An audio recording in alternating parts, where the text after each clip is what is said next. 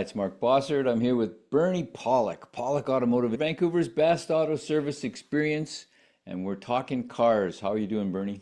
Doing very well. So today's guest is a 2019 Mazda CX9. What was going on with this vehicle?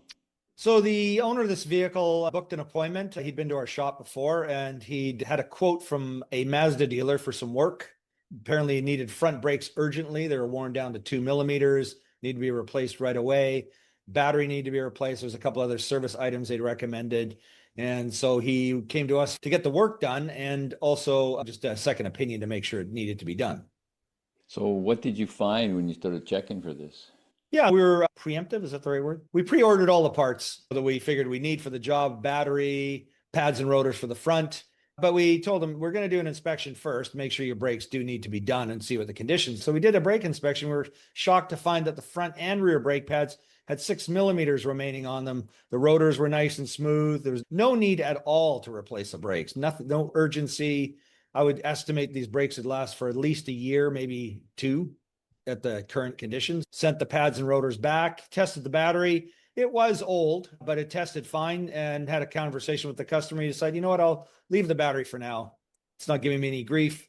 Seems to be okay. So we said, yeah, okay, let's leave it for now. There was a couple items that needed to be done. The spark plugs were due for replacement. And also we did a gasoline direct injection cleaning, which basically removes carbon deposits from the engine combustion chambers and the valves, which helps with engine performance and prevent further costs down the road for costly repairs. On the brakes, what's the general thickness of a new pair, brand new? On a Yeah. car like this, it's probably in the 10 to 12 millimeter range. So assuming they're 12 millimeters, some shops and people use a percentage of brakes, which to a person's mind makes more sense. Oh, my brakes have 10% left. That's urgently needing to be done. If they have 80, then I don't need to worry about them. But really the true way to look at brakes is to measure them. And I'd say that if these brakes were 12 millimeters new, then 6 millimeters is 50% remaining, which is a lot.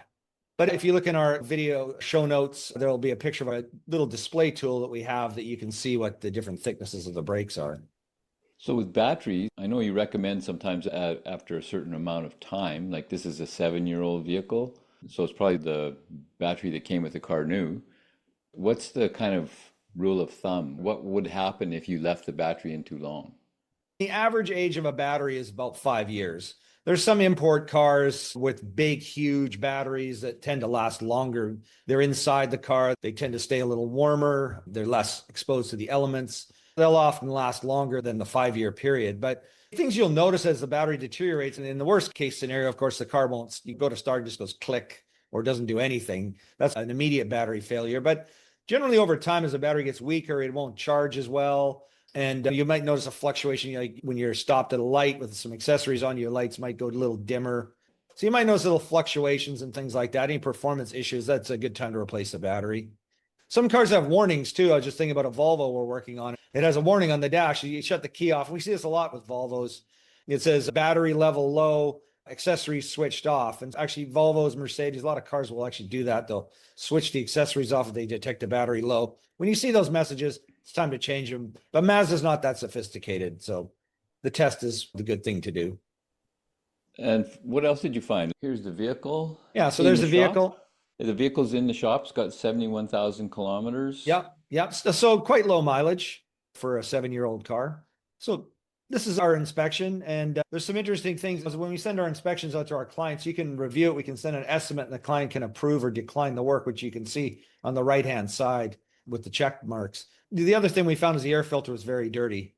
Not to throw dealers under the bus too much, but we find a lot of cars that come from a dealer service have dirty air filters, which I'm not sure why they don't inspect them more often, but I have my theories. Anyways, so the battery, we made a note, just charge and keep an eye on it. And then for a couple of maintenance services, the spark plugs and the GDI cleaning were due. If we look at the next page of the inspection, all the good items, which don't quite show up, but we have to expand the inspection.